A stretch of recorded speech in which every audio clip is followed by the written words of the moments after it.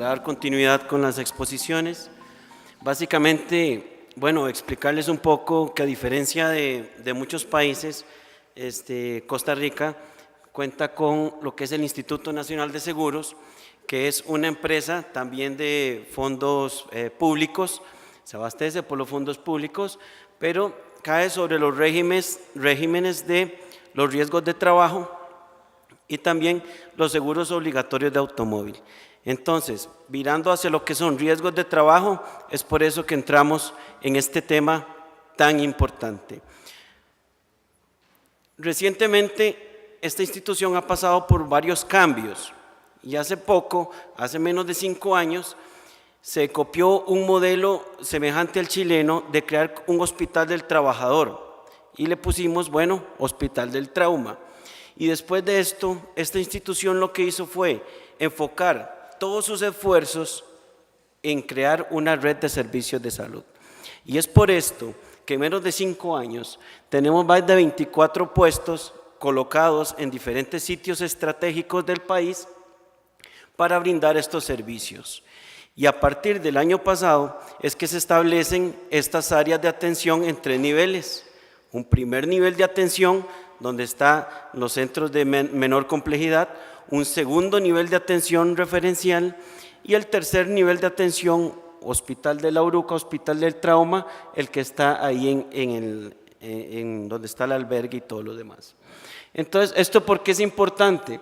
Porque estableciendo estos puntos estratégicos es donde vamos a brindar también esa atención para esta problemática que hemos comentado acá. Entonces, todo nace a partir de este decreto que ya mencionaron anteriormente, publicado el 18 de septiembre del 2015. Y entonces es acá donde el Departamento de Salud Ocupacional de Oficinas Centrales empieza con una política de prevención y promoción a los servicios de salud. Él las enfoca en lo que es asesoría, capacitación y los estudios de medición. ¿Qué hicieron ellos? Bueno, en la parte de asesoría, entonces lo que son los aspectos de gestión preventiva, salud ocupacional, el dar a conocer el reglamento de prevención y protección a los trabajadores expuestos, cuáles son los deberes y las obligaciones de los empleadores y empleados, cuál es la importancia del protocolo de hidratación, sombra y descanso, y la normativa que existe sobre la hidratación, cómo se aplica, cómo se tiene que realizar, y esto se va haciendo en todas las empresas, de las más grandes a las más pequeñas. ¿Y capacitando en qué? Bueno, ¿cuáles son las generalidades sobre el estrés térmico? ¿Qué es estrés térmico? ¿Qué es tanto para los patronos? ¿Qué es para los empleados? ¿Cuáles son los efectos de salud que esto provoca? Los factores de riesgo de desarrollar una insuficiencia renal de las que ya comentamos, cómo se manejan los cuadros agudos en las empresas propiamente, las medidas de prevención y las técnicas de medición ambiental, como ya lo mencionaron también, lo que es la TGBH, ¿verdad? La temperatura global del bulbo y humedad, el índice de calor, que es en esto en lo que nos basamos, y los estudios preliminares de interpretación de datos de acuerdo a la normativa. También los equipos que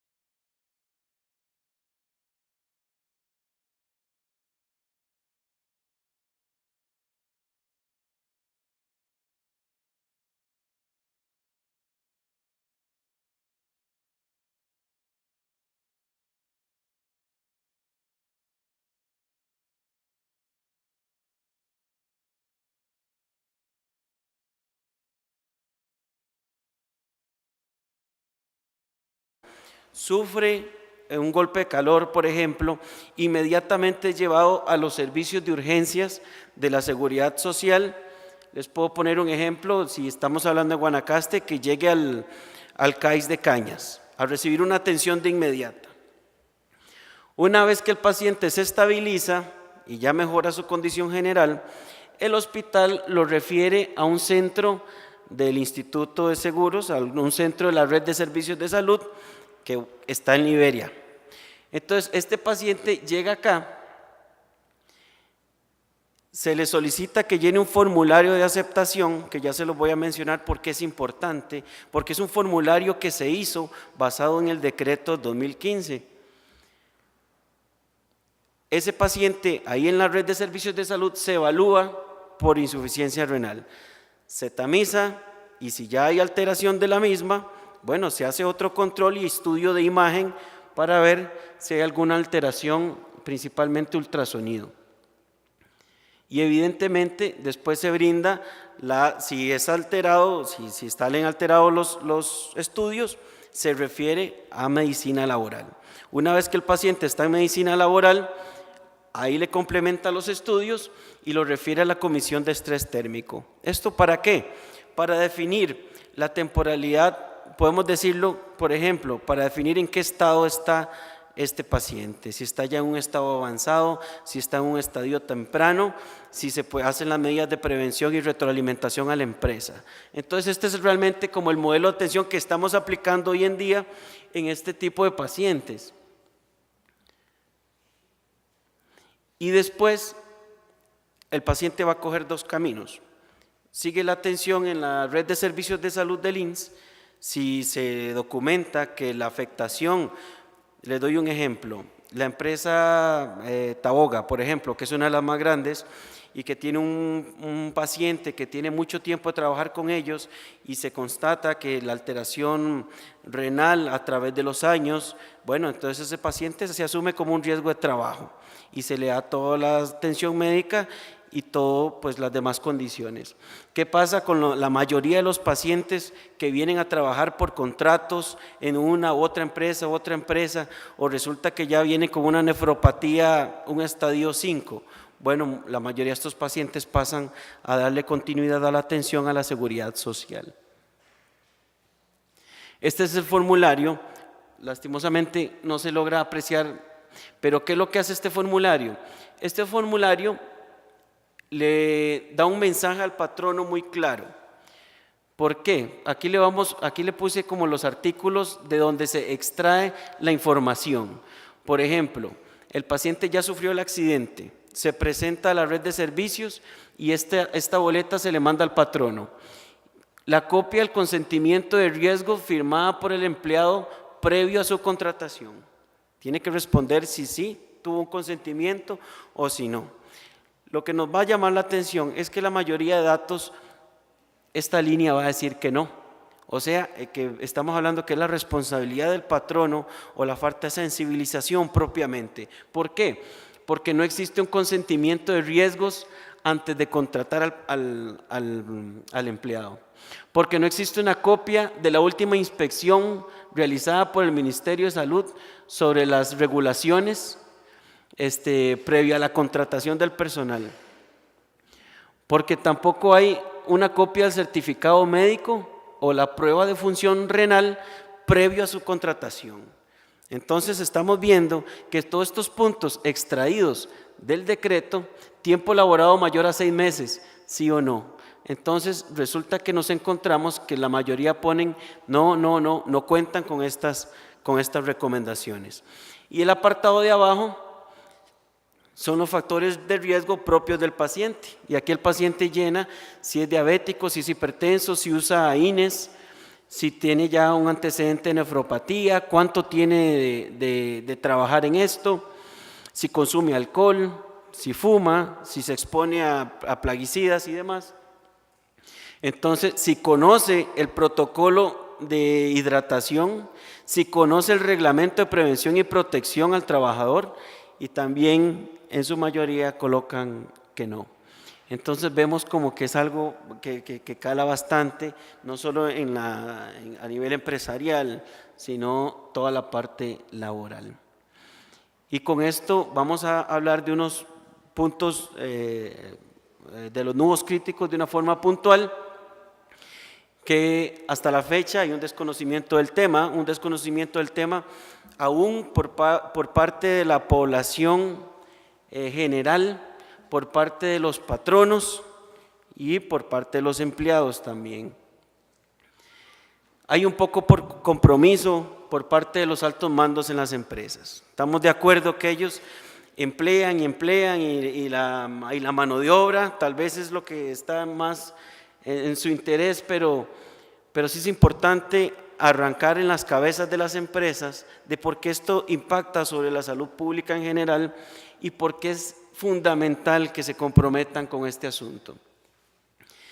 Si bien contamos con estadísticas por estudios que han mencionado una base de datos que brinde un seguimiento como una estadística país a la que todos tengamos acceso, todos los que brindamos servicios de salud, de momento no la tenemos. ¿Esto por qué es importante? Tenemos bien marcado cuáles son las regiones que más se afectan. Desde el norte hasta el sur definitivamente tenemos las áreas bien detalladas, pero darle seguimiento a la cantidad de, por ejemplo, de pacientes que presentan, bueno, cuántos este paciente consultó en X lugar 3 veces, 4 veces por el mismo problema. Ok, ya ese paciente debería tener una marca y debería tener una marca, una base de datos que no solo empresas, sino país tuviéramos para evitar también esta problemática. Los trabajos temporales. La mayoría de estos pacientes, muchos de estos pacientes vienen de Nicaragua y vienen a trabajar por contratos. Entonces ellos vienen a hacer contratos de 3 meses, de 6 meses y se vuelven a ir a su país y están en ese constante que no se les puede dar un seguimiento como tal desde el punto de vista salud. La comunicación intersectorial. Esto para mí es lo más importante, lo fundamental. Sabemos que hay instituciones que están dando sus esfuerzos bastante grandes, lo sabemos de la Caja, lo sabemos de la Universidad Nacional, del Ministerio de Salud. Nosotros ahí vamos a gatas, pero estamos tratando de hacer también un buen esfuerzo. Pero si estas 4 instituciones, por ejemplo, se juntaran para establecer un programa como tal, que sea un impacto país, un proyecto país como tal, esto sí va a generar no solamente un impacto en beneficio, sino va a ser un ejemplo en todo lo que es la región. Nos cuesta divulgar la información, a veces no sabemos dónde encontrarla. Ocupamos aumentar lo que es la investigación biomédica. Si hay investigación, pero ocupamos ya con la aprobación de lo que es investigaciones biomédicas, realizar más intervención en una población tan grande en este sentido. Y por qué no, el más importante, ese formulario que les mencioné, incumplimiento de las medidas estipuladas. Y así como lo mencionó la doctora en la charla anterior, existe el decreto y existen los reglamentos, pero hay que darle seguimiento, hay que establecer indicadores de cumplimiento como tales y darle seguimiento. No es como establecerlos y listo, ok, no, démosle un seguimiento a ese indicador para que cumpla un porcentaje óptimo de 6 meses cada año, pero eso es fundamental para que los proyectos generen un impacto. ¿Cuál es el reto a futuro? Bueno, continuar con una vigilancia de las regiones más vulnerables. Y hablar de vigilancia, yo me refiero a una vigilancia activa. No es una vigilancia que voy a esperar que el empleado tenga un golpe de calor o que esté trabajando en unas altas temperaturas, a lo que él, digamos, aguante a esperar a ver qué pasa. Eso no debe ser así. La vigilancia tiene que ser una vigilancia activa. Que existan los programas de prevención, responsabilidad y formación para altos y medios mandos, comprometer a los líderes de las empresas y los procesos y protocolos de atención para todos los niveles de la red. ¿A qué me refiero con esto? Cuando tuve la oportunidad de trabajar en las distintas áreas de salud, no solo del INS, sino también de la seguridad social, en las distintas regiones no tenemos un estándar de atención para estos pacientes. Asumimos que los hidratamos y les apagamos el incendio y les damos salida y desconocemos si van a tener un seguimiento, pero este paciente va a volver a los 2-3 días a trabajar. Entonces, establecer un protocolo de atención para los servicios de salud, no solo privados, sino también públicos y todas las otras instituciones. Recomendaciones, bueno, crear los registros de pacientes con factores de riesgo, pacientes con la nefropatía incipiente y con la insuficiencia renal avanzada.